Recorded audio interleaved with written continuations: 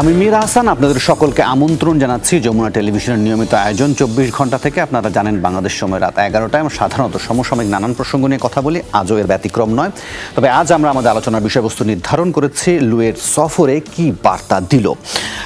আর এই বিষয়টি নিয়ে আলোচনা করতে কোনো ভূমিকা ছাড়াই আমি আমার অতিথিদের সাথে পরিচয় করিয়ে দিতে চাই। স্টুডিও থেকে আলোচনাটা শুরু করব এবং স্বভাবতই তাদের সাথে পরিচয় করিয়ে দেবো। আমার ডান পাশ থেকে পরিচয়টা শুরু করব। আমার ডান পাশে আছেন চীনে নিযুক্ত বাংলাদেশের সাবেক রাষ্ট্রদূত মুন্সি ফয়েজ আহমেদ, আপনাকে স্বাগত জানাচ্ছি আমাদের 24 ঘন্টায়। এছাড়াও এই আলোচনায় স্বাগত জানাতে চাই ঢাকা বিশ্ববিদ্যালয়ের আন্তর্জাতিক সম্পর্ক বিভাগের অধ্যাপক ডক্টর আমেনা মহসিন, একই সঙ্গে তিনি রাজনৈতিক বিশ্লেষক ও আন্তর্জাতিক সম্পর্ক বিশ্লেষণ করে থাকেন। আপনাকেও স্বাগত জানাচ্ছি আমাদের 24 ঘন্টায়। এছাড়াও এই আলোচনায় যোগ করে দিতে চাই দৈনিক আমাদের সময়ের নির্বাহী সম্পাদক মাইনুল আলম, আপনাকেও। আপনাদের তিনজনকে নিয়ে এই আলোচনা শুরু করব। আমি কোনো প্রকার ভূমিকায় যেতে চাই না, আপনারা সবাই নিশ্চয়ই খোঁজ খবর রেখেছেন। আমি বরং মুন্সি ফয়েজ আহমেদ আপনাকে দিয়ে আলোচনাটা শুরু করতে চাই।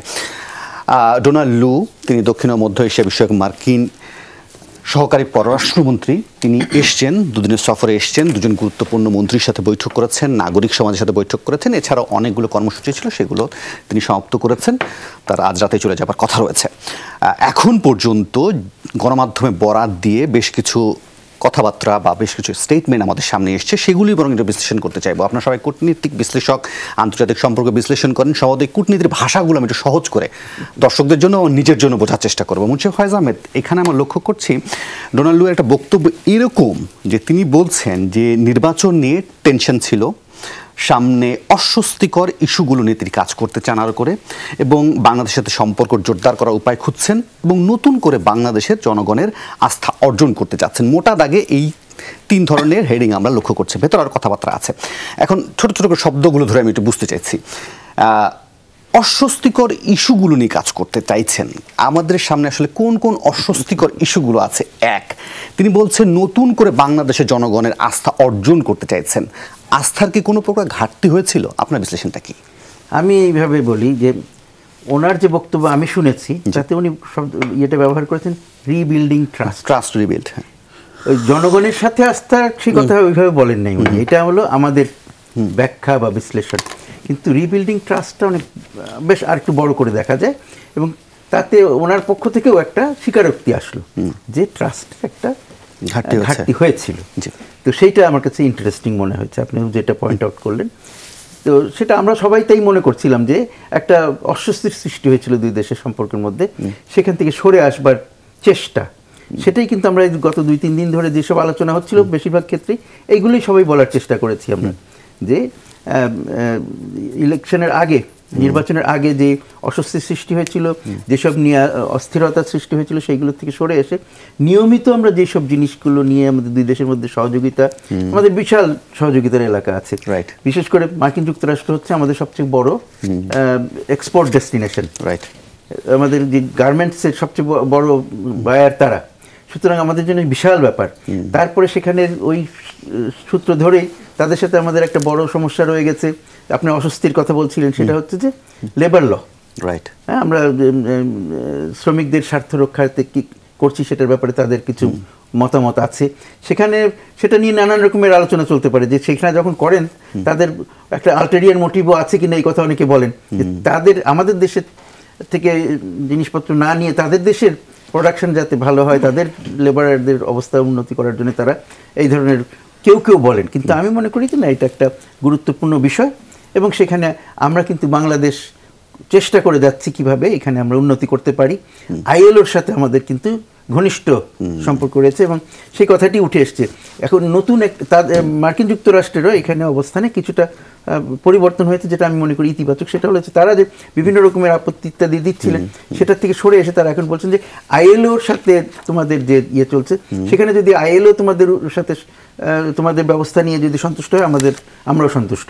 তো সেটা আমি মনে করি যে একটা নতুন ব্যাপার ঘটেছে, এটা খুব গুরুত্বপূর্ণ। আবার আমাদের যে বেশ কিছু নিরাপত্তা বাহিনী এবং নিরাপত্তা বাহিনীর সদস্যদের উপর স্যাংশন, সেটা মানে র্যাবের কথা বলছেন। এখানে আমার একটা বক্তব্য আছে যে র্যাব যখন সৃষ্টি হয়েছিল তার সৃষ্টির যে ফিলোসফিক্যাল দিকটা বলেন, তারপরে তাকে যে ইকুইপ করা, তাদের যন্ত্রপাতি ইত্যাদি সব কিছু জোগাড় করা, তাদের প্রশিক্ষণ, সব কিছুতে মার্কিন যুক্তরাষ্ট্রের একটা বিরাট ভূমিকা রয়েছে। সুতরাং সেটা তাদেরকে মনে করিয়ে দেওয়ার একটা ব্যাপার আছে। র্যাব যখন সংগঠিত হলো তার শুরুতে কিছু কিছু অনেকে মনে করেন যে সেই সময় অনেক কিছু জিনিস যেটা করেছে সেটা হয়তো করা উচিত ছিল না, একটু বেশি কঠোর ভূমিকা পালন করেছে কোনো সময়, এরকম মনে করা হয়েছে। কিন্তু সেখান থেকে কিন্তু র্যাব সরে এসছে। এই যে গুপ্ত হত্যা বা ইত্যাদির জন্য তাদেরকে দোষ দেওয়া হতো, এখন আর সেটা তো আমরা শুনি না, 1 নম্বর। 2 নম্বর, যে একটা জিনিস বুঝতে হবে যে র্যাব এখানে আছে মার্কিন যুক্তরাষ্ট্রের ইচ্ছায় তো আছে না, এটা হলো আমাদের দেশে তার প্রয়োজনীয়তাটা কি। আমাদের দেশের সাধারণ মানুষের মধ্যে কিন্তু র্যাবের প্রতি বিশাল একটা আস্থা আছে। র্যাবের কিছু কিছু ঘটনা আছে যেগুলো নিয়ে মানুষের প্রশ্ন আছে, সেগুলো নিয়ে কিন্তু সরকার বিভিন্ন সময় বিভিন্ন রকমের পদক্ষেপও গ্রহণ করেছে, বিচারের সম্মুখীন করা হয়েছে, অনেকে শাস্তি দেওয়া হয়েছে। তো সুতরাং সেদিক থেকে সব দিক থেকে খেয়াল করলে, আর তাছাড়া বাংলাদেশের সবচেয়ে একটা বড় সমস্যা একসময় ছিল, পৃথিবীব্যাপী সবাই এগুলো নিয়ে চিন্তা করতো, সেটা হচ্ছে কি যে সন্ত্রাসবাদ এবং চরমপন্থীদের মানে উত্থানের কথা। তো সেইগুলোর বিরুদ্ধে র্যাবের ভূমিকা, আমাদেরও সেখান থেকে সরে এসেছি, আমরা অনেক সাফল্যের সাথে সেগুলোকে মোকাবিলা করতে পেরেছি, পৃথিবীব্যাপী সবাই সেটা প্রশংসা করে, এবং আমাদের এই সাফল্যের কারণে অনেকেই স্বস্তিতে বসবাস করতে পারে, তাই না? তো সেটাতে কিন্তু র্যাবের বিশাল অবদান আছে। সুতরাং সেইগুলো যদি আমরা ঠিক মতন বুঝিয়ে বলতে, আর এখন থেকে এইবারে আলোচনায় মনে হয়েছে যে ডোনাল্ড লু বলেছেন যে তাদের স্টেট ডিপার্টমেন্টে আমাদের এই ব্যাপারে আর তেমন কোনো আপত্তি তাদের নাই, তারা এখন চাচ্ছেন যে ওটার থেকে সরে আসতে, কিন্তু তাদের ডিপার্টমেন্ট অফ জাস্টিসে এটা আটকে আছে। তারা চেষ্টা করছেন ডিপার্টমেন্ট অফ জাস্টিসের সাথে কাজ করে এই জিনিস থেকে সরে আসতে। সুতরাং এগুলো সবগুলোই কিন্তু ইতিবাচক কিছু ডেভেলপমেন্ট দেখাচ্ছে।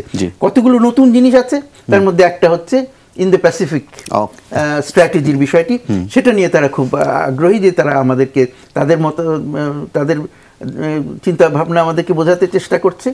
আমরাও সেখানে কিন্তু আমাদের একটা ইন্দো প্যাসিফিক আউটলুক বলে একটা জিনিস আমরা পাবলিশ করেছিলাম গত বছর, মাননীয় প্রধানমন্ত্রী জাপান যাওয়ার ঠিক আগের দিন, এবং সেটা আমি মনে করি যে খুব ভালো একটা কাজ করেছিলাম।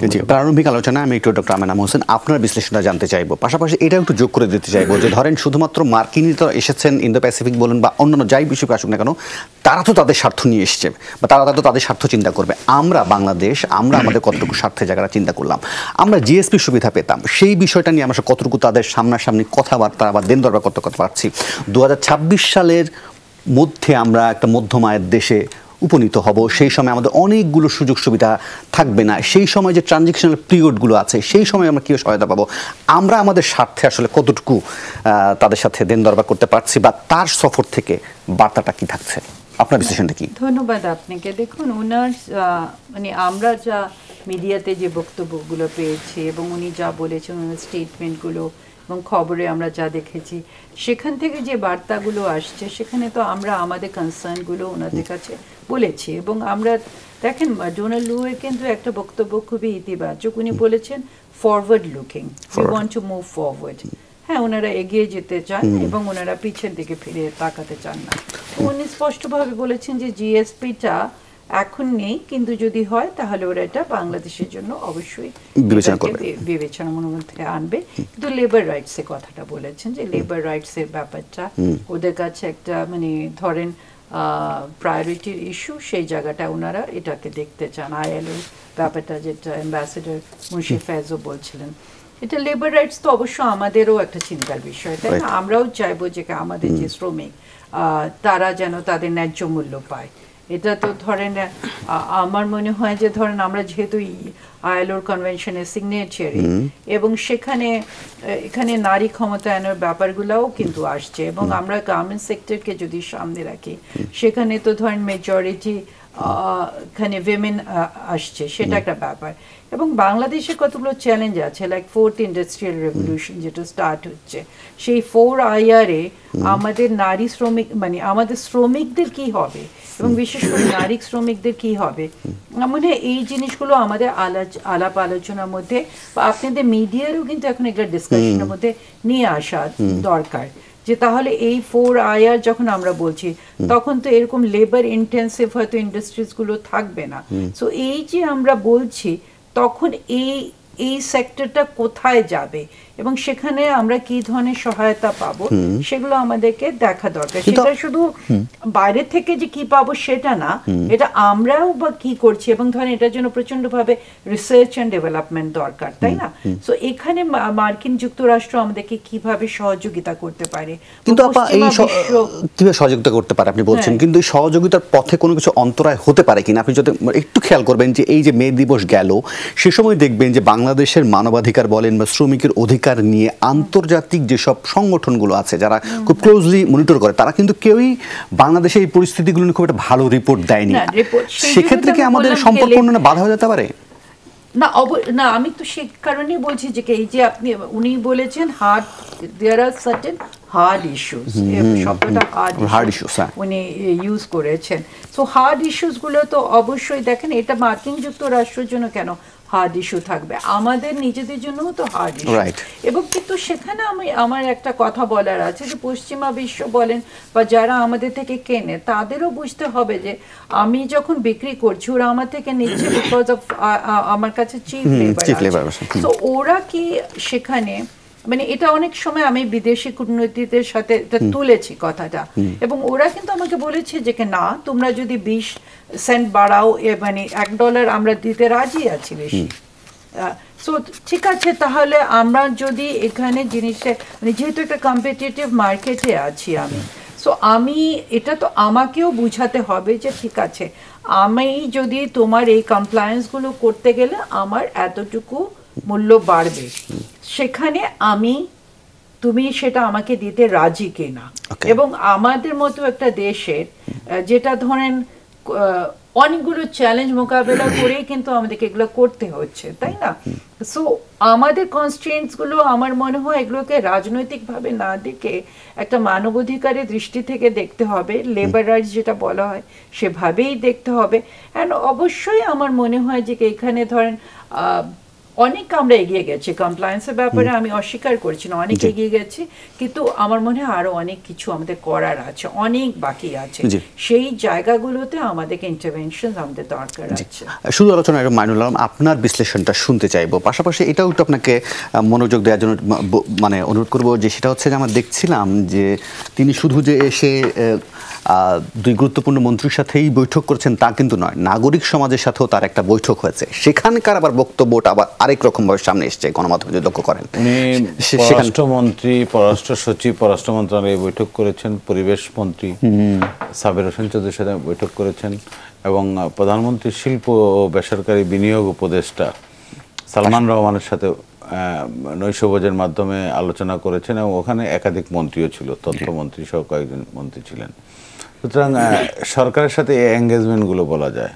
পাশাপাশি নাগরিক সমাজের বিশেষ করে লেবার ইস্যুতে কাজ করেন কয়েকজন শ্রমিক নেতা, মানবাধিকার ইস্যুতে কাজ করেন কয়েকজন মানবাধিকার কর্মী সাথে বৈঠক করেছেন। যে আলোচনাগুলো এসছে বিক্ষিপ্তভাবে, উনি লেবার বিশেষ করে তৈরি পোশাক ক্ষেত্রে যে অবস্থা বিদ্যমান আমাদের দেশে এবং এখানকার ওয়েজ পরিস্থিতি, মজুরি পরিস্থিতি, শ্রমিকদের যে কন্ডিশন, নিরাপত্তা কিংবা সার্বিক কল্যাণের যে অবস্থা বিদ্যমান চলছে এটা জানতে চেয়েছেন এবং অবশ্যই এটা উন্নয়ন হয়েছে। আর ইতিপূর্বে যেটা আলোচিত হলো যে লেবার রাইটস, আমরা শ্রম ইস্যুতে যখন আলোচনা করি বাংলাদেশ সরকার কয়েক জায়গায় কাজ করছে, অভ্যন্তরীণভাবে লেবার ল সংশোধন সহ যুগোপযোগী করা সহ শ্রমিক প্রতিনিধিদের সাথে কাজ করছে এবং একটা কমপ্লায়েন্সের যে ইস্যুটা আছে সেটা নিয়ে আইএলওর সাথে তো নিয়মিত কাজ হচ্ছে। আপনি জানেন যে আইনমন্ত্রীর একটা বক্তব্য আসছে, উনি বৈঠক করেছেন আইএলও প্রতিনিধির সাথে অতি সম্প্রতি 2 দিন আগে। সেটা যখন উনি বললেন যে আমাদের যে সুপারিশগুলো এসছে, যে প্রস্তাবনাগুলো এসছে পর্যায়ক্রমে বাস্তবায়ন করা হচ্ছে এবং লেবার ইস্যুতে কি লেবার রাইটস, কোনো লেবার যদি কখনো কোনো প্রতিহিংসা কিংবা যে কোনো অপরাধ, যে কোনো ঘটনার শিকার হয়, এটা তাৎক্ষণিক একটা লিগ্যাল অ্যাকশন, আইনগত বিহিত বিচারিক ব্যবস্থাটা নেওয়া দরকার। এটা অনেক সময় বাংলাদেশে উজ্জ্ব থেকেছে, সেই 10 বছর 20 বছর আগে সেটা উজ্জ্ব থেকেছে। তার উপর লেবারদের যে ওয়েলফেয়ার এবং যে সার্ভিস কন্ডিশন, যেখানে কাজ করছে, কর্মপরিবেশ, সর্বোপরি তাজরিন ফ্যাশন এবং আজ থেকে প্রায় 12 বছর আগে রানা প্লাজার ঘটনার পর, ধসের ঘটনার পর এই বিষয়টা সামনে আসছে। শ্রমিকদের নিরাপত্তা, শুধু গার্মেন্টস, সকল সেক্টরে এটা প্রযোজ্য। কারণ যে শ্রমিককে দিয়ে আপনি পণ্যটা তৈরি করছেন, এই পণ্যটা আপনি বিদেশে রপ্তানি করে বৈদেশিক মুদ্রা আনছেন, এবং এটা যারা ভোক্তা, গ্রাহক শ্রেণী, বৈশ্বিকভাবে তাদের কাছেও বিষয়টা নাড়া দিয়েছে। শ্রমিকের অধিকার বা শ্রমিকের পাওনা এগুলো তো এবং সারা বিশ্ব কল্যাণ, জুড়ে, যে এবং কল্যাণের কল্যাণ, বিষয়টা সারা নিরাপত্তা। বিশ্বে গুরুত্বপূর্ণ, নির্বাচনের বিষয়টা গুরুত্বপূর্ণ। কিন্তু ওই নাগরিক সমাজে যে কথাটা বলছিলাম যে আলোচনা সভায়, সেখানেও কিন্তু তিনি একটা বিষয় এনেছিলেন, নির্বাচন প্রসঙ্গে ছিলেন। আমি আসছি। জি, নির্বাচন পরবর্তী সময়ে এবং নির্বাচন পূর্ববর্তী সময়ে উনি জানেন কি ছিল এখানকার অবস্থা। নির্বাচন পরবর্তী সময়ে রাজনৈতিক পরিস্থিতি, যে স্পেসগুলো আছে কিনা বিভিন্ন সেক্টরের রাজনৈতিক দলের স্পেস, সুশীল সমাজ, নাগরিক সমাজের স্পেস, এখানে আইনের ব্যাপার আছে, যে সাইবার সিকিউরিটি ল যেটা এখানে বলবৎ আছে সেই ইস্যুতে, এবং আরো কয়েকটা ইস্যু, ওটিটি প্ল্যাটফর্ম ল, এগুলো নিয়ে আলোচনা করেছেন। কিন্তু সেখানে যে নাগরিক rights as a whole is for civic rights, নাগরিক অধিকার কিংবা গণমাধ্যমের পরিস্থিতি উনি কথা ছিলেন। আপনি জানেন গণমাধ্যমের প্রতিনিধি যারা ছিল তারা এই কথাটা বলেছে, এবং বলেছে যে নির্বাচন 7 জানুয়ারি নির্বাচনের পর সরকার, সংসদ গঠনের পর বর্তমান যেটা চলছে সেটা হচ্ছে যে এটা একটা মোটামুটি একটা উত্তেজনাহীন পরিবেশ যাচ্ছে বলা হয়েছে তাকে, এবং পরিবেশ পরিস্থিতি যে শুধু যুক্তরাষ্ট্রের চাওয়ার প্রেক্ষিতে না, আমাদের প্রত্যাশার, আমাদের প্রয়োজনে আরো উন্নয়ন করা দরকার, সেই সদিচ্ছাটা থাকতে হবে, এরকম আলোচনা হয়েছে। সেখানে যে উদ্বেগের কথাটা বলা হয়েছে, নাগরিক সমাজে বলল যে ধরেন নাগরিক রাজনৈতিক অধিকারের ক্ষেত্রে সামগ্রিকভাবে তারা মনে করছেন সংকুচিত, এবং লু যখন বলছেন যে বিষয়টা আসলে উদ্বেগের, তখন যে সামনে যে স্টেটমেন্ট আমাদের সামনে আসে যে তারা বলছেন যে এই দেশের দুই দেশের জনগণের সাথে সম্পর্কটা, আস্থাটা তারা পুনঃপ্রতিষ্ঠা করতে চান বা রিবিল্ড করতে চান। এখন সেক্ষেত্রে এটা কি রাজনৈতিকভাবে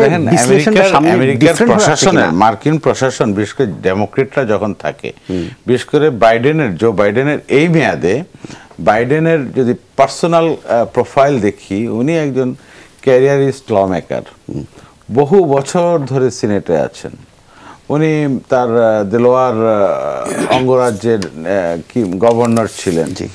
সুতরাং তার যে ট্র্যাক রেকর্ড, এই বৃদ্ধ বয়সেও অন্তত 7-8 বার উনি সিনেটে ছিলেন, এবং অনেক আগে ভাইস প্রেসিডেন্ট, এর আগে সিনেট চেয়ার, ফরেন রিলেশনস এবং হোম অ্যাফেয়ার্স কমিটির চেয়ার ছিলেন।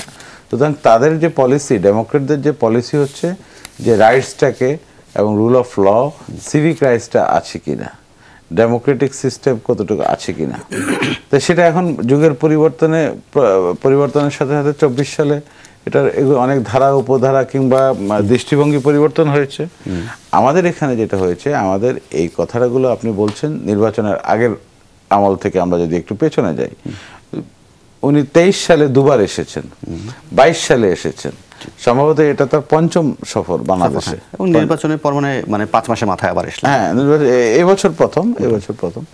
সুতরাং ডোনাল্ড লু এবছরই তার শেষ সময়, কারণ যদি বাইডেন অ্যাডমিনিস্ট্রেশন কন্টিনিউ না করে, তাহলে ট্রাম্প অ্যাডমিনিস্ট্রেশন যদি আসে, তাহলে কি হবে সেটাও ওনার বিবেচনায় আছে। সুতরাং উনি এসেছেন ওনার লাস্ট এন্ডে, কিংবা এই রেজিমের শেষ পর্যায়ে এসে এমন একটা রিলেশনশিপ রেখে যেতে চান, কোনো হেট্রেড, কোনো বৈরী, কোনো কিংবা নেতিবাচক কোনো উপাদান থাকতে চান না। উনি ওনার সরকারের পলিসিগুলো বলেছেন একটা কথা, যে আমরা অতীত নয়, তার মানে অতীত তেমন কিছু একটা ছিল, এবং এটা আমরা ভবিষ্যৎ এই ধরনের পেছনে তাকাতে চাই না, এই বক্তব্য আমি এই প্রথম শুনছি না, এর আগেও আমি শুনেছি অনেকবার। না, এবারে একটু বেশি সুনির্দিষ্ট বলেছেন, এবং উনি বলেছেন বিশ্বাসের ঘাটতি কমিয়ে সম্পর্ক আরো দৃঢ় করতে চাই, এমন মন্তব্য আজকে করেছেন। তাই বিশ্বাসের ঘাটতিটা কি, এটা কি মানে সরকারের সাথে বিশ্বাসের ঘাটতি, মানে আই মিন পলিটিক্যাল পার্টির সাথে বিশ্বাসের ঘাটতি, নাকি আমরা কি বুঝবো জনগণের সাথে? এটা স্পষ্ট, দেশের মধ্যে, দেশের সরকারের মধ্যে, কিন্তু রাজনীতি এবং জনগণের রিপ্রেজেন্টেটিভ তো সরকার, দুদেশেই। সুতরাং এখানে বিশ্বাসের ঘাটতি কিংবা ডেফিসিট যে কথাটা উনি বলেছেন, এটা বলতে হবে যে বাংলাদেশ এবং যুক্তরাষ্ট্রের যে সম্পর্ক 11 কিংবা 10 সালে যে পার্টনারশিপ লেভেলে গেছে, সেটা যেভাবে বন্ডেজটা তৈরি হয়েছে, নির্বাচন কিংবা রাজনৈতিক কারণে এটা একটু ছেদ পড়েছে। ওকে। এবং এর যাত্রা শুরু হয়েছে র্যাবের উপর নিষেধাজ্ঞা, ভিসা পলিসি, এবং ভিসা পলিসি কেমন পলিসি? নির্বাচন কেন্দ্রিক ভিসা পলিসি বলবো, কারণ নির্বাচনকে যারা আন্ডারমাইন করে, সুষ্ঠু নির্বাচনের বাধা দেয়, তাদেরকে ভিসা পলিসির আওতায় আনা হয়েছে বলে যুক্তরাষ্ট্রে তারাই ঘোষণা দিয়েছে। এই ইস্যুগুলো যখন আসে তখন নির্বাচনের আগে উনি তাকাতে চান না, উনি তাকাতে চান 7 জানুয়ারি নির্বাচন পরবর্তী পরের সময় জো বাইডেনের যে লেখা চিঠি প্রধানমন্ত্রীকে উদ্দেশ্য করে, সেই চিঠিকে বেস করে উপজীব্য করে সামনে আগাতে চান। এখানে কি আছে? এখানে বিজনেসের অপরচুনিটি আছে, এখানে এভিয়েশন সহ বিভিন্ন সেক্টরে ডিফেন্স ট্রেডের আরো বড় সম্প্রসারণের সুযোগ আছে। তাদের যে শ্রদ্ধেয় রাষ্ট্রদূত ফয়েজ বললেন যে এখানে আইপিএস, ইন্দো প্যাসিফিক যে কৌশল, কর্মকৌশল আছে, সেখানে তাদের যে দৃষ্টিভঙ্গি বাংলাদেশের প্রতি এবং বাংলাদেশকে যে প্রয়োজন, সুতরাং সম্পর্কটা উন্নত না করলে থামানোর পর, বিরতির পর ফিরে এসে আপনাদের কাছ থেকে বিশ্লেষণ জানতে চাইবো যে কি কি ইঙ্গিত পেলে আমরা মনে করব যে সম্পর্ক উন্নয়নের পথে আমরা হাঁটতে শুরু করেছি, আর কেন এই সফরকে ঘিরে রাজনৈতিক মহলে এত আলোচনা, এত সমালোচনা, সেটার নিশ্চয়ই একটু বিশ্লেষণ করবেন আপনারা। রাজনৈতিক মহলে কেন এটা নিয়ে এত আলোচনা হচ্ছে সেটা নিশ্চয়ই বিশ্লেষণ করবেন। কিন্তু আবারও আমি একটু বাংলাদেশের স্বার্থের জায়গাটাতে আসতে চাই। সেখানে বলা হচ্ছে যে বাংলাদেশে অনেকগুলো বিষয় আছে যেখানে তারা চাইছেন যে মার্কিনীদের ভূমিকা নিতে বা তারা তাদের বিনিয়োগের বিষয়টা নিয়ে আসতে। আইটি ভিলেজের কথা বলা হয়েছে, বিশেষ অর্থনৈতিক অঞ্চলের কথা বলা হয়েছে, জিএসপি সুবিধা থেকে শুরু করে আরো অনেকগুলো বিষয় আছে। কিন্তু যখন এই ধরনের একটা পরাশক্তি এখানে বিনিয়োগের বিষয় আসে, তখন তো আরো অনেক ধরনের পরাশক্তি আমাদের আশেপাশের প্রতিবেশীরা যারা আছে তাদেরও তো এক ধরনের বিনিয়োগ বা তাদেরও তো চিন্তা ভাবনা আছে। সেখানে কোনো স্বার্থের দ্বন্দ্বের কারণে সম্পর্কের জায়গাটাতে কি কোনো প্রভাব ফেলতে পারে? না, এখানে ব্যাপারটা হচ্ছে যে স্পেসটা যথেষ্ট আছে, আমাদের যত বন্ধুরা আছেন সবাইকে সুযোগ দেওয়ার স্পেস আমাদের আছে এবং আমরা সেটা সফলভাবে দিচ্ছি। তার ফলে কিন্তু আমাদের বড় বড় যারা পার্টনার্স আছেন, উন্নয়ন সহযোগী আছেন, তাদের সবার সাথে কিন্তু আমাদের সম্পর্ক মোটামুটি ভালোই, অন্য যে কোনো সময়ের চেয়ে সবার সাথে মিলে ভালো সম্পর্ক বজায় রাখতে সক্ষম হয়েছি আমরা। সুতরাং এখানে কিভাবে এটা করতে পেরেছি, আমাদের যে নীতি আছে সবার সাথে বন্ধুত্ব, কারোর সাথে বৈরিতা নয়, সেটাকে সামনে রেখে, এবং বিভিন্ন যখন আমাদের কোনো একটা প্রয়োজনের একটা প্রজেক্ট আসলো, একটা প্রকল্পের প্রয়োজন হলো, তখন আমরা কি করি, যে বন্ধু, যে আমার সহযোগী সবচেয়ে ভালো শর্ত দিচ্ছে এবং সবচেয়ে আমাদের জন্য সবচেয়ে যে জিনিসটা আমরা ঠিক চাচ্ছি তাই সেটা দিতে পারছেন, তার মানে তাদের কি বলা যায়, সামর্থ্য, দক্ষতা, তারপর তাদের যে কাজটা পাবো সেটার কোয়ালিটি এবং প্রাইস, এবং সেটা শর্ত যে কতদিন ধরে আমাদের এটার টাকা গুনতে হবে কিভাবে, সেইগুলো আমার মনে হয় যে সেইগুলো আমরা খুব সতর্কতার সাথে বিচার বিশ্লেষণ করে জাতীয় স্বার্থে এক একটা প্রজেক্টে এক একজনের সাথে আমরা যাই। এবং যখন এইটা পরিষ্কার বোঝা যায় যে আমরা জাতীয় স্বার্থে এটা করছি, এদের সাথে না দিয়ে, এই প্রজেক্টটা এদেরকে না দিয়ে অন্যদেরকে দিলে আমাদের ক্ষতি হতো, এইটুকু যখন পরিষ্কার হয় তখন কিন্তু আমার বন্ধুরা আর এটা নিয়ে জোরাজোরি করবে না। তাদেরও তো আছে, এখানে চীন যেমন আমাদের এখানে প্রচুর বিনিয়োগ করছে, ভারত বিনিয়োগ করছে, মার্কিন যুক্তরাষ্ট্র করছে, জাপান করছে, সবাই করছে। কিন্তু বিশেষ বিশেষ প্রকল্পের জায়গায় এক ধরনের রশি টানাটানি হয়, যেমন তিস্তা নিয়ে এক ধরনের টানাটানি আছে, মাতার বাড়ি নিয়ে এক ধরনের টানাটানি আছে, এবং তার ফলে মাঝে মাঝে বিভিন্ন রকমের বিভ্রান্তির সৃষ্টি হয়, কিন্তু তারপরে সেখান থেকে আমরা উত্তরণও করি। সুতরাং সবসময় যে একেবারে খুব মসৃণ পথ হবে তা তো নয়। কিন্তু আরেকটা জিনিস হলো কি, যে এই যে আমাদের যে বন্ধুরা, তারা কখনো কখনো তাদের মোটিভটা দেখতে হবে। এই যেমন এখন তিস্তার ব্যাপারে এটা নিয়ে কথা আসলো, এটা আমি মনে করি এটা আমাদের পরিষ্কারভাবে ক্যান্ডিডলি আলোচনা করা উচিত। সেটা হচ্ছে যে এতদিন ধরে তিস্তার একটা চুক্তি তৈরি করে রেখে সেই চুক্তিটা সই করলো না, সই করার মুখে সরে গেল, এখন পর্যন্ত সই করছে না, বলছে এই করব এই করব এই করব। কিন্তু তারপরে এখন যখন আমরা যেহেতু আমরা পানি পাচ্ছি না ওপার থেকে যথেষ্ট, বা যেভাবে আমরা চাই সেইভাবে পাচ্ছি না, সুতরাং আমাদেরকে তো একটা কিছু ব্যবস্থা করতে হবে। তিস্তা নদীতে তো আমাদেরকে কীভাবে আমাদের দেশের স্বার্থে ব্যবহার করা যায় সেটার জন্য তোমাদের সেই ব্যবস্থা যখন আমরা করতে গেলাম, মাল্টিপারপাস কী বলে, বহুমুখী প্রজেক্ট যখন প্রকল্প যখন আমরা নিচ্ছি, তখন আমাদেরকে সেখানে চীন আমাদেরকে সাহায্য করবে আমরা ভাবছিলাম। কারণ চীন তো, ভারত তো আমাদেরকে পানি দিচ্ছে না, তো তাকে ওইটা, তারা পানি না দেওয়ার ফলে যে সমস্যার সৃষ্টি হচ্ছে সেটাকে কাটানোর জন্য যে কাজ করবো, সেটা তো আমরা সাধারণত ভারতকে ডাকবো না, সেটাকে তো অন্য কাউকে ডাকতে হবে। তো সুতরাং আমরা চীনকে ডাকছি। এখন সেই সময় এসে ভারত যদি বলে যে না আমরা এটা ইয়ে করবো, তখন তাদের উদ্দেশ্য নিয়ে একটু কি সন্দেহের কারণ দাঁড়ায় না? এখন তাহলে তোমরা যদি এটা করতে চাও তাহলে তোমাদেরকে আগে পরিষ্কার করতে হবে যে তোমরা কি আমাদেরকে পানি, যে চুক্তি হচ্ছিল সেই চুক্তিটা বাস্তবায়ন করে আমাদেরকে পানি দেবে কিনা। পানি পেলে আমার এই প্রকল্প একরকম হবে, পানি না পেলে যেটা এখনকার অবস্থা প্রকল্পটা অন্যরকম হবে। তো সুতরাং যদি পানি তুমি না দাও আর আমরা প্রকল্প, তখন তোমার তো সেখানে ইনভলভ হওয়াটা খুব সুটেবল হবে না। এই দুই পরাশক্তির মাঝখানে আমেরিকান যে আরেক পরাশক্তি আছে, তাদের বিষয়টাকে যদি আমি সাবেক পররাষ্ট্র সচিব মোহাম্মদ তৌহিদ হোসেনের একটা বক্তব্যকে কোট করি, সেখানে তিনি বলছিলেন যে নির্বাচনের আগে যুক্তরাষ্ট্রের যে উচ্চকণ্ঠ ছিল সেটা তাদের কাছে ডাউন হয়ে গেছে, তার কাছে মনে হয়েছে অন্তত। কিন্তু তিনি মনে করছেন যে পদ্ধতিতে যুক্তরাষ্ট্র এগোচ্ছে তাতে কি হয় তিনি জানেন না। তবে তিনি মনে করেন তা মানে একটা কিল খেয়ে যুক্তরাষ্ট্র সব হজম করে ফেলবে তা সহজ না, এবং ইন্ডিয়াকে এতটা সহজ পথ করে দেবে সেটাও তিনি বিশ্বাস করেন না। আমি তার কথার সাথে মোটামুটি একমত। একদম হয়তো স্পেসিফিক্যালি তার ওয়ার্ডসগুলো ইউজ করবো না সবসময়, তবুও আমি মনে করি যে এটা যে, কিন্তু কি করে মার্কিন যুক্তরাষ্ট্র কিল খেয়ে হজম যে করে নাই কখনো তা তো নয়। তারা তো এই যে ভিয়েতনামের সাথে তাদের বিশাল ইয়ে ছিল যুদ্ধ, সেখানে তো ভিয়েতনামে তাদেরকে তো হারিয়ে দিয়েছে, তারপরে তো তারা আবার তাদের সাথে সখ্যতা করতে গেছে। এখন দুই পক্ষেরই লজ্জার অভাবের কথা হতে পারে, বলতে পারি আমরা, কিন্তু তবুও তো যাই হোক।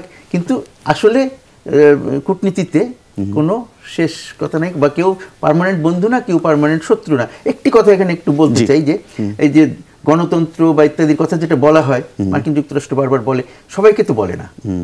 তার অনেক ঘনিষ্ঠ মিত্র আছে যারা মোটেই গণতন্ত্রী নয়, মোটেই তাদের দেশে মানবাধিকারের ব্যাপার নাই, কিন্তু তাদেরকে তো কিছু বলে না। আমাদেরকে কেন বলে, এইটার আমি অন্য একটা বিশ্লেষণ দেখি। সেটা কি, যে আমাদের দেশে আমরা অভ্যন্তরীণভাবেই আমরা নিজেরাই এগুলো নিয়ে আলাপ আলোচনা করি, এবং এখানে আলাপ আলোচনা করার সুযোগ আছে।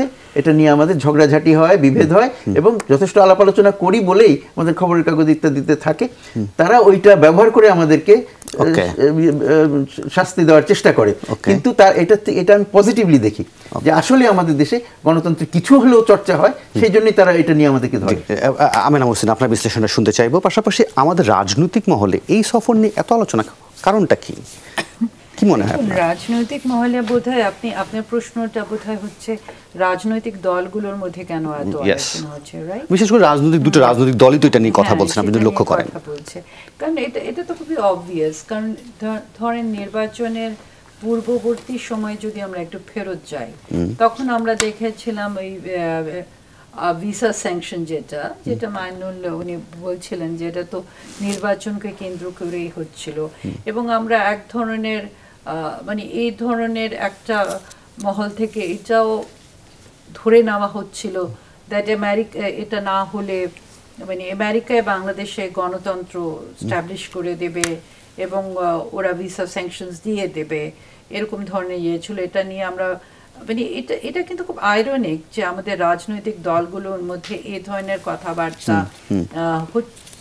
মানে আমার কাছে তখনও বারবার মনে হচ্ছিল দ্যাট বাংলাদেশের জনগণের তাহলে অবস্থানটা কোথায় থাকছে, মানে আমাদেরকে কেন বাইরে দিকে মুখোপেক্ষী হতে হচ্ছে।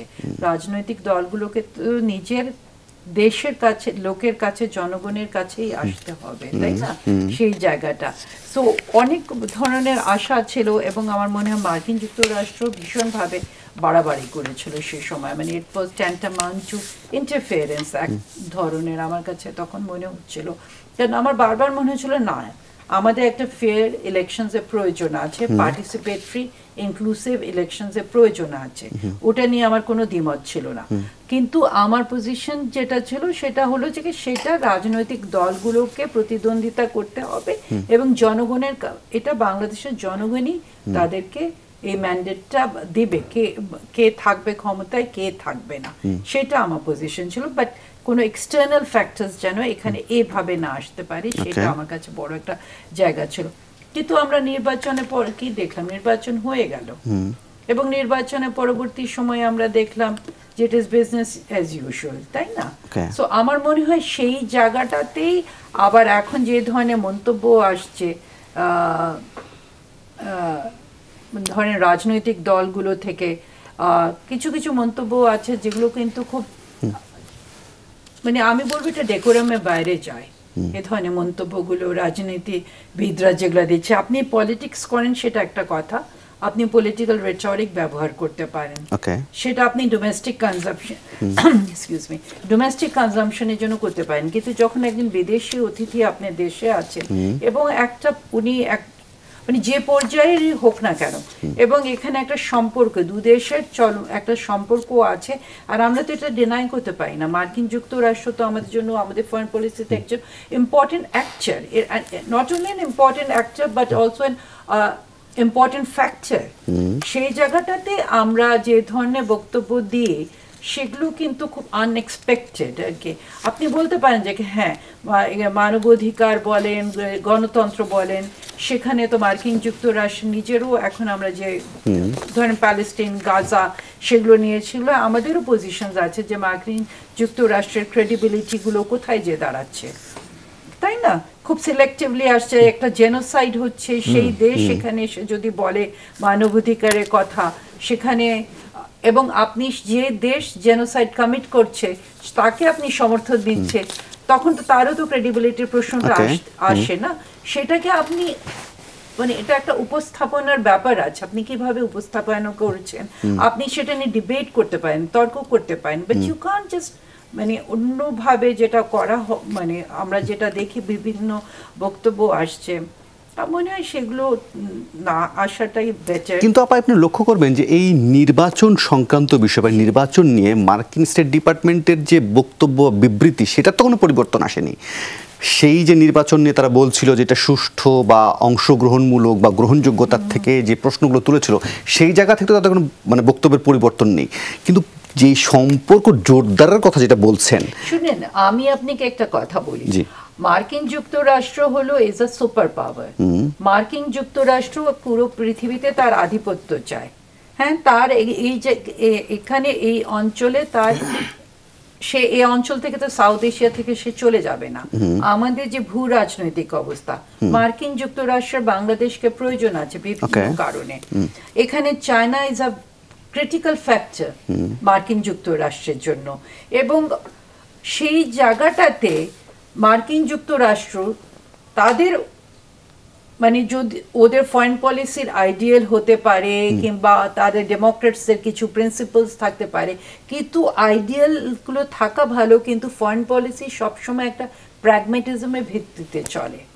সেই নীতিগুলো মানে স্থাপন করার জন্য তো সে তার জাতীয় স্বার্থগুলো এখানে বিসর্জন দিবে না, কিংবা সেখানে চায়না চলে আসুক সেটা কিন্তু সে কখনোই দিবে না। সো এটা হলো কেমন জন্য আমরা যেটা বলি ক্যারেট এন্ড স্টিক ডিপ্লোম্যাসি, বা ব্যাক অ্যান্ড ফোর্থ। আমি কিছুটা আগাচ্ছি, কিছুটা পেছাচ্ছি, আমি আপনাকে চাপিয়েও রাখছি, এই জায়গাগুলোর কথা আমি বারবার আমাকে মানে আপনাকে আমি রিমাইন্ডও করছি, but at the same time আমি আমার ডিপ্লোম্যাসিটা চালিয়ে যাচ্ছে। দেখেন আমি শেষ করে দিচ্ছি, চীন এবং ভারতে দেখেন কত ধরনের তাদের সিকিউরিটি মানে একটা বিরাট ইস্যু, কিন্তু তাদের মধ্যে ট্রেড তো চলছে। সো ডিপ্লোম্যাসি কূটনীতি এমনই একটা জায়গা যেখানে মাল্টি লেয়ার্স গুলো চলতে থাকে। জি, মাজিদুল আলম, আপনি কি আমাকে যদি একটু ছোট্ট করে সময় দেন তাহলে আমি বিরতির পর এসে আপনার কাছে জানতে চাইবো। আমি প্রশ্নটা মনে রেখেই যাই আপনার কাছে। সেটা হচ্ছে ধরেন ভূ রাজনীতির স্বার্থে মার্কিনীদের ফোকাস যে জায়গাটা, যেটা আপা উল্লেখ করছিলেন, বিশেষ করে আমি যখন ইন্দো প্যাসিফিক স্ট্র্যাটেজির বিষয়টা নিয়ে আসি, সেই ফোকাসটাতে তাদের কি জায়গায় ফোকাসটা থাকছে, আর আমাদের আসলে সেটাকে কিভাবে বিবেচনা করা উচিত? ভূ রাজনীতির বিষয়ে আসলে মার্কিনীদের ভীষণ রকমের ফোকাস বাংলাদেশের দিকে, শুধু বাংলাদেশই না, আশপাশে প্রতিবেশী অনেক পরাশক্তির ফোকাস আছে। সেখানে বাংলাদেশ বিষয়টাকে ডিল করবে কিভাবে? আর পাশাপাশি এটাও যদি ছোট্ট করে বিশ্লেষণ করে দেন যে এই সফরে তো রাজনৈতিক দলগুলোর সাথে কোনো বৈঠক ছিলই না, তারপরও এত আলোচনা, কারণটা কি? আচ্ছা, আমি শেষের পার্টটা বলি। ডোনাল্ড লু বাংলাদেশে যেমনভাবে পরিচিত, আলোচিত, সমালোচিত, বহুল আলোচিত, কারণ ডোনাল্ড লু আমেরিকার স্টেট ডিপার্টমেন্টের যেই ডেস্কের দায়িত্বে সাউথ অ্যান্ড সেন্ট্রাল এশিয়া, উনি বেশ কত বছর ধরে আছেন এবং কয়েকটা দেশের বিভিন্ন ইস্যুতে উনি খুব আলোচিত ভূমিকা রেখেছেন। পাকিস্তানে তো বটেই, বলতেই হবে। আপনি ইমরান খানের যে পট পরিবর্তন, পতন, এটা আমেরিকা জড়িত, এবং যে আমেরিকার মার্কিন প্রশাসনের পক্ষে যে ব্যক্তিটি কাজ করে সেটা হলো ডোনাল্ড লু। ফুল অপারেশনটা উনি করেছেন, যা যা তৎপরতা করার দরকার, চিঠি দেওয়া, সব কিছু। তো এখন ডোনাল্ড লু আমাদের এখানে যতবার এসছেন নির্বাচনের আগে বিভিন্ন সময় উনি মত বিনিময় করেছেন। তার সরকারের যে হার্শ পলিসি, সেই সময়কার, আমি হার্শ বলবো কোট আনকোট, সে পলিসি উনি এখানে ইমপ্লিমেন্ট করার চেষ্টা করেছেন। ওনার অ্যাম্বাসেডার পিটার হ্যাসকে দিয়ে ইমপ্লিমেন্ট করার চেষ্টা করেছেন, যার ফলে রাজনীতিতে আলোচিত। এবং আপনি দেখেছেন, আপনার নিশ্চয়ই মনে আছে, নির্বাচনের আগে আওয়ামী লীগের একদল সিনিয়র নেতৃবৃন্দ, প্রতিনিধি দল, বিএনপির প্রতিনিধি দল পিটার হ্যাসের বাসায়, অফিসে বারবার মিটিং করেছে। উনিও আওয়ামী লীগের কার্যালয়ে গিয়ে ওবায়দুল কাদের সাহেব সহ সিনিয়র নেতাদের সাথে মিটিং করেছে, তার গভর্নমেন্টের পলিসিগুলো জানিয়ে দিয়েছে, বক্তব্য বলেছে। দ্যাট মিনস ডোনাল্ড লু যে পলিসিটা তৈরি করে দিয়েছেন বাইডেন প্রশাসনের পক্ষে, যার ফলে ডোনাল্ড লু কখনো বাংলাদেশ নিয়ে সেই আমেরিকায় বসে বক্তব্য দিয়েছেন, টিভিতে উপস্থিত হয়েছেন, কথা বলেছেন, এবং বেশিরভাগ কথাগুলো ছিল রাজনীতি, নির্বাচন কেন্দ্রিক, এই জন্য আলোচনা। আর নির্বাচনের আগে যখন তাদের একটা মতামত ছিল, কিংবা আমি একটা মতামত ছিল নির্বাচনটা হবে সব দলের অংশগ্রহণে, কিন্তু বিদেশের এই মতামত, কোন বিদেশির এই মতামত বাংলাদেশের মানুষের কিভাবে এটা গ্রহণ করবে যদি বাংলাদেশের মানুষ কিংবা দলগুলো নিজেদের মতো করে সিদ্ধান্ত না নেয়, এবং তার বক্তব্য কিংবা আমেরিকার বক্তব্যে কোনো কোনো পক্ষ উজ্জীবিত বোধ করত, কিন্তু সেটা বাস্তবতার নিরিখে সঠিক ছিল না, এটা প্রমাণিত হয়েছে। আমি সত্যি বলা উচিত, কারণ সেই সময়ের যে বক্তব্য, তখন যে কথাগুলো রাজনৈতিক এবং নির্বাচন কেন্দ্রিক বক্তব্যগুলো বেশ ভালোভাবে প্রচার হতো, মানুষের কাছে খুব পৌঁছে যেত দ্রুত, এবং মানুষ এগুলো পর্যালোচনা করত। এই কারণে ডোনাল্ড লু সফল আলোচিত, এবং উনি যখন সরকারের সাথে এখন কাজ করছেন, তার সরকারের প্রতিনিধি হিসেবে, তখন এখানে বিরোধী দল কে? বাংলাদেশের বর্তমান প্রেক্ষাপটে একমাত্র ডোনাল্ড লুই যে একমাত্র বাংলাদেশের পরিস্থিতি নিয়ে কথা বলছেন তা কিন্তু না। আপনি যদি লক্ষ্য করেন, আপনি তো কূটনীতিকবিদ, পশ্চিমারা অনেকেই কথা বলেছেন, অনেক কথা বলেছে। এইসব ক্ষেত্রে পশ্চিমাদের মুভমেন্টগুলো হয়, পলিসিগুলো হয়, এটা আমেরিকা সেন্ট্রিক। আমেরিকা যেভাবে কাজ করে, কথা বলে, ইউরোপীয় ইউনিয়ন সহ কানাডা, যুক্তরাজ্য সবাই একই পথের পথিক, একইভাবে অনুসরণ করে। এটা একটা স্ট্রেট লাইন। হ্যাঁ, আমি যে কথা বলছিলাম, ডোনাল্ড লুর এই আলোচনা বক্তব্য যখন চলছিল তখন নির্বাচনের আগে একরকম ছিল। এখন আমাদের এখানে বিরোধী দল কে? বিরোধী দল যদি পার্লামেন্টারি সিস্টেমে ধরেন, পার্লামেন্টের বিরোধী দল জাতীয় পার্টি, জিএম কাদেরের নেতৃত্বে জাতীয় পার্টি। বিএনপিকে যদি বলেন সাবেক বিরোধী দল, সাবেক একটা বড় রাজনৈতিক দল, কিংবা নির্বাচনী প্রক্রিয়ার বাইরে। একটি পত্রিকায় খবর এসছে, আপনি নিশ্চয়ই জেনেছেন, আমেরিকা কিংবা ডোনাল্ড লু বলেছিল বিএনপিকে নির্বাচনে অংশ নেওয়ার জন্য। তাদের পলিসি ছিল কিংবা মতামত ছিল যে বিএনপি সহ সব দল। ডোনাল্ড লু তো সম্ভবত সবাইকে চিঠি দিয়েছিলেন যে শর্তহীন সংলাপের মধ্য দিয়ে নির্বাচনে যাওয়ার জন্য। আমেরিকায় চিঠি দিয়েছিল, আমেরিকার অ্যাম্বাসেডারের বক্তব্য ছিল, এবং তখন ছিল যে সব দলের অংশগ্রহণমূলক নির্বাচন।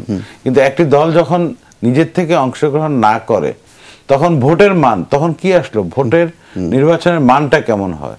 যখন একটা অপেক্ষাকৃত কম সহিংসতা, আমি মনে করি 7 জানুয়ারি নির্বাচন অনেক কম সহিংসতা ছিল, অংশগ্রহণমূলকের নিরিখে সব দল আসেনি ঠিক, কিন্তু যে 40% ভোট এসেছে, সুতরাং এটা আপনি নির্বাচনের মানের দিক দিয়ে, স্ট্যান্ডার্ডের দিক দিয়ে আপনি কিভাবে আপনি বলেন 40% এসেছে, আরেক পক্ষ বলে যে 60% আসে। না, বলুক যা, কিন্তু এসছে তো, বলতে তো পারেন। ডক্টর আমিনা মুহসিনের বিশ্লেষণটা শুনি। যখন এই পরাশক্তিগুলো সব এই দিকে তাকিয়ে থাকে, তখন আসলে বাংলাদেশ তার স্বার্থ কিভাবে রক্ষা করবে? বিশেষ করে স্বার্থ রক্ষার ক্ষেত্রে তো একটা সরকার থাকে, সেই সরকারের এখনকার যে সরকার আছে সেটা কতটুকু জনগণের শক্তিতে বলিয়ান হয়ে আসলে এই তার স্বার্থটা রক্ষা করবে বাংলাদেশ? আপনি কিভাবে বিশ্লেষণ করেন, ছোট্ট করে যদি বলেন।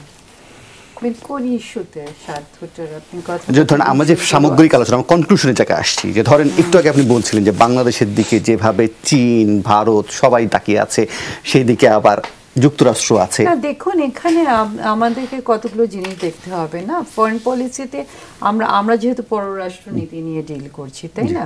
তো এখানে ফরেন পলিসিতে আমাদের এ পর্যন্ত আমার মনে হয় না যে এখনকার কথা না, আমি যদি অতীতের দিকেও তাকাই, ঠিক যে কনসেনসাসের ভিত্তিতে আমরা এগিয়ে গেছি বা ফরেন পলিসি সেভাবে এগিয়েছে, ইন্ডিয়াতে কিন্তু সেই জিনিসটা হয়।